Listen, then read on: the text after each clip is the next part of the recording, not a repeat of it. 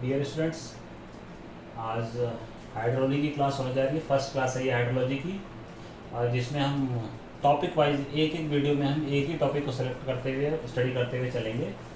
और हाइड्रोलॉजी एक बहुत ही अच्छा सब्जेक्ट है। बेसिकली ये जो है कि सिविल इंजीनियरिंग का ब्रांच है, सिविल इंजीनियरिंग का एक सब्जेक्ट है जो कि हमारे एग्रीकल्चर इंजीनियरिंग में भी यूज होता है। तो मान लो आज देखेंगे हाइड्रोलॉजी क्या होती है। हाइड्रोलॉजी एक तरीके से मान लो एक जो है कि क्या है, science of water.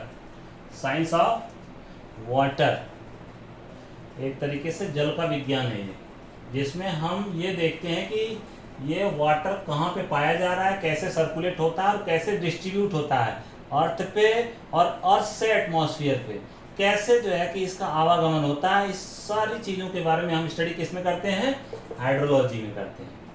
Hydrology basically जो है कि एक अप्लाइड साइंस है, इंटरडिसिप्लिनरी है। इसको हम कई सारे जो है कि एस्पेक्ट्स में यूज़ कर सकते हैं, जैसे मेट्रोलॉजी में, मौसम विज्ञान में, स्टैटिक्स में, सांख्यिकी में, जियोलॉजी में, भूगर्भ विज्ञान में, फिजिक्स में भी हम यूज़ कर सकते हैं, केमिस्ट्री में भी यूज़ कर सकते हैं। तो बेसिकली इसका फंक्शन जो होता है वो ऑकरेंस, सर्कुलेशन और डिस्ट्रीब्यूशन है। ऑकरेंस मतलब पाया जाना, सर्कुलेशन मतलब एक जगह से दूसरी तरफ सर्कुलेट होना, डिस्ट्रीब्यूशन मतलब बंटना, कई पार्ट में बंटना। अब ये अर्थ पे ये सारी प्रोसेस होती है या अर्थ के एटमॉस्फेयर से रिलेटेड प्रोसेस होती हैं। तो इन सारी चीज़ों को जो है कि हम हाइड्रोलॉजी के अंतर्गत स्टडी करते हैं। ये ब्रांच अर्थ साइंस की एक ब्रांच है, अर्थ साइंस से रिलेटेड है, इसीलिए इसको हम जो है कि साइंस ऑफ वाटर कहते हैं। ये दो तरीके की होती है, दो टाइप्स में हाइड्रोलॉजी पाई जाती है। नंबर वन क्या है, साइंटिफिक हाइड्रोलॉजी। साइंटिफिक हाइड्रोलॉजी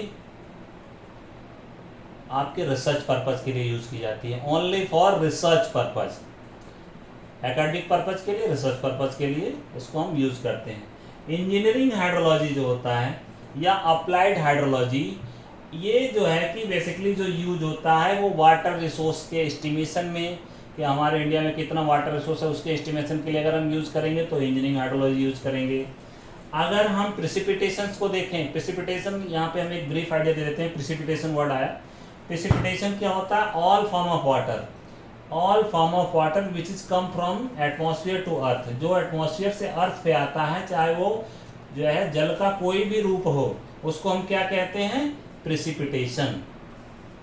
तो प्रेसिपिटेशन हो गया, रन ऑफ हो गया, अपवाश जिसको हिंदी में कहते हैं, इवेपोट्रांसपिरेशन। इवेपोट्रांसपिरेशन एक वर्ड आया है, इवेपोरेशन प्लस ट्रांसपिरेशन, इन दोनों प्रोसेस को जब एक साथ होता है तो उसको हम क्या कहते हैं, इवेपोट्रांसपिरेशन। तो प्रेसिपिटेशन, रन ऑफ और इवेपोट्रांसपिरेशन को हम इंटरैक्ट करने के लिए भी हम इंजीनियरिंग हाइड्रोलॉजी का यूज करते हैं। और थर्ड एक प्रोसेस इनका और होता है, ड्राउट और फ्लड।